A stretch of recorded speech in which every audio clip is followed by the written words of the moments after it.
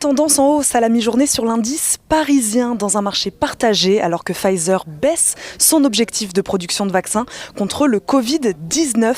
Le laboratoire américain fournira finalement la moitié des doses prévues, soit 50 millions, après avoir découvert des anomalies dans les premières phases de production. De son côté, la biotech Moderna prévoit de produire entre 100 et 125 millions de doses au premier trimestre, dont l'essentiel sera réservé aux États-Unis.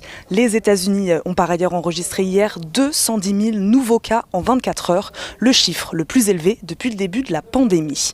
Mais les investisseurs attendent surtout à 14h30 la publication du rapport mensuel sur l'emploi aux États-Unis. Celui-ci devrait montrer un nouveau ralentissement des créations d'emplois en novembre. Le consensus table sur 469 000 créations de postes contre 638 000 au mois d'octobre.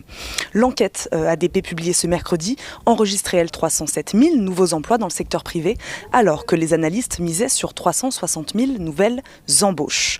Il faudra patienter jusqu'au 16 décembre pour entendre les annonces de la Fed, qui s'inquiète elle aussi pour les perspectives économiques à court terme. Son président Jérôme Powell a en effet répété cette semaine qu'il s'attendait à des mois difficiles et encore des obstacles à franchir avant la distribution de masse d'un vaccin contre le Covid-19. La BCE, qui ouvrira le bal monétaire de fin d'année le 10 décembre, a déjà fait savoir qu'elle allait recalibrer les instruments monétaires à sa disposition au moment où la zone euro s'apprête à retourner en récession. En Europe, les commandes industrielles allemandes ont augmenté plus que prévu en octobre, alimentant les espoirs d'un démarrage réussi au quatrième trimestre pour le secteur manufacturier. Les commandes à l'industrie ont progressé de 2,9% en septembre. Le consensus prévoyait une augmentation de 1,5%.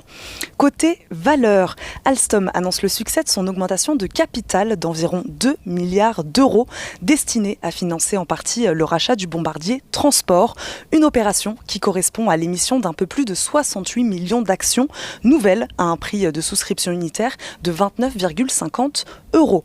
Thales Alenia Space, société conjointe entre Thales et Leonardo, annonce, elle, avoir signé avec l'Agence spatiale européenne un contrat de 482 millions d'euros, un contrat pour la construction d'un satellite de surveillance de l'environnement dans le cadre du programme européen Copernicus. Le titre Dassault Aviation gagne près de 6% à la bourse de Paris. La ministre des Armées, Florence Parly, a évoqué hier une commande de 36 Rafales pour l'Indonésie et des discussions très avancées. Sur le front du pétrole, le baril de Brent progresse après le compromis trouvé entre les membres de l'OPEP+. Ils ont accepté, après plusieurs tentatives cette semaine, d'augmenter leur production de pétrole de 500 000 barils par jour à partir de janvier.